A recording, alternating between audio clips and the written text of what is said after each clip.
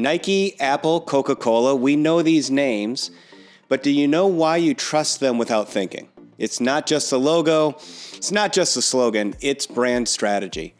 And it starts with one surprising word, burn.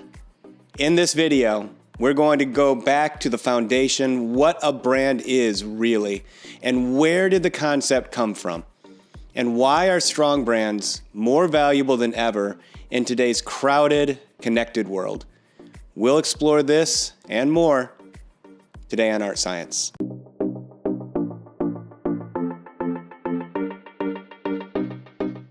Hey there, I'm Kevin Hartman, Associate Professor at the University of Notre Dame and founder of the Art+Science Analytics Institute, where our mission is to make you a better data analyst. Let's start with the basics. The word brand comes from the Old Norse brander, which means to burn, as in literally branding livestock to show ownership.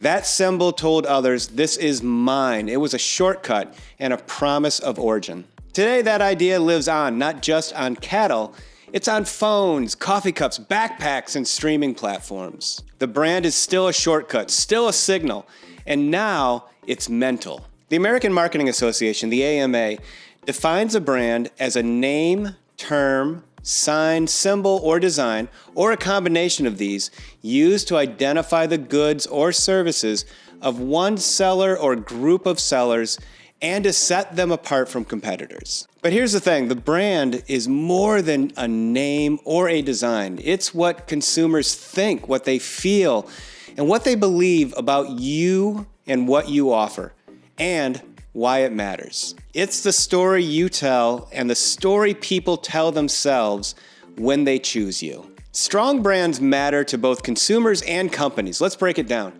For consumers, brands identify the source.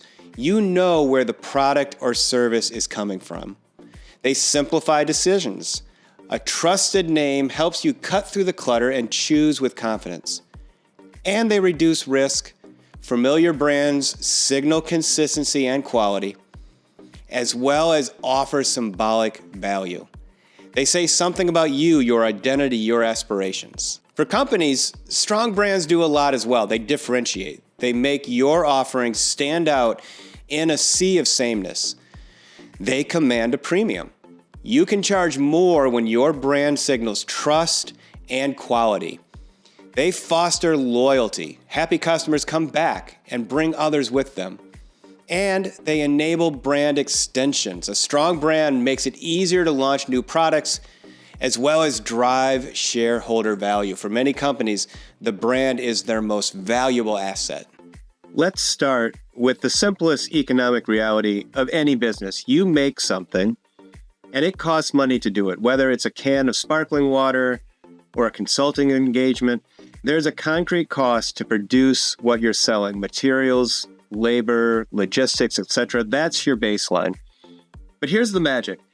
The value of what you sell is not just what it costs to make, it's what people believe it's worth. That's perceived value, the dollar amount customers assign to what you have to offer in their minds based on all kinds of signals. Product quality, emotional connection, social proof, trust, experience, meaning. Your brand sets the ceiling for perceived value. Strong brand, high ceiling. Weak brand, low ceiling. Somewhere between those two lines, the cost to produce and the perceived value, is the price you set. Your job as a brand builder is to push the perceived value as high as possible and then set the price wisely within that space. What's left in between, that's margin. That's where your profits live. Profits fund your growth, fuel your operations, feed your people, and yes, drive your shareholder value. If you price too high, you lose volume. Price too low, you give up profit. But if your brand lifts the perceived value, you unlock pricing power without touching costs. That's the business case for brand strategy. The real economic engine of a brand is not what it costs to make its products. It's what it means to the people it sells to. The stronger the brand, the more pricing power you have. And that's not just good marketing, that's good business.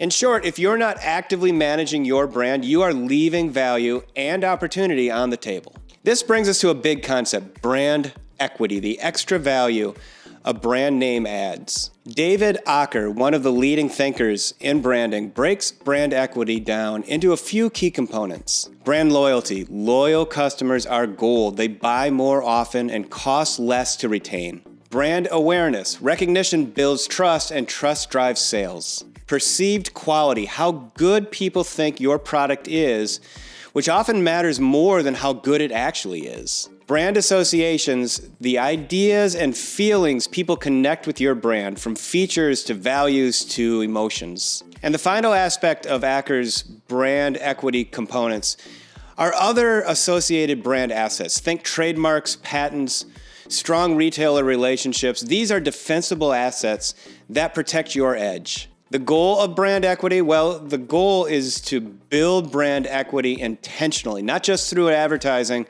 but through the total experience you deliver. To build a brand that sticks, to build brand equity, you need to understand the benefits consumers actually want. These benefits from the consumer perspective typically fall into three categories.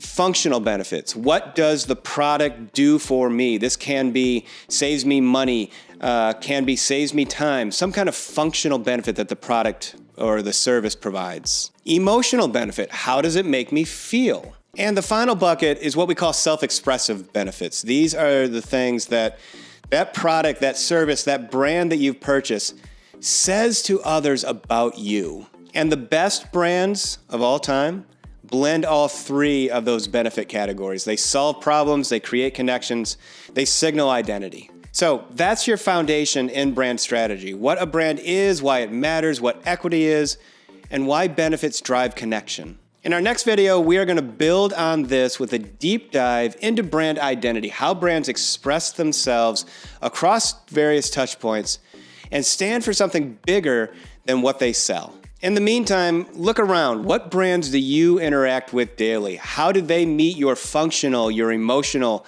your self-expressive needs? And what makes them memorable to you?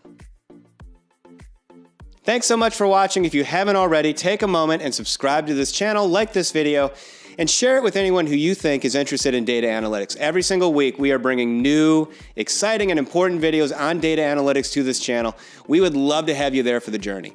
Also, be sure to check out the links in the description for additional Art+Science resources and sign up for our newsletter to get exclusive tips, course updates, and more directly in your inbox.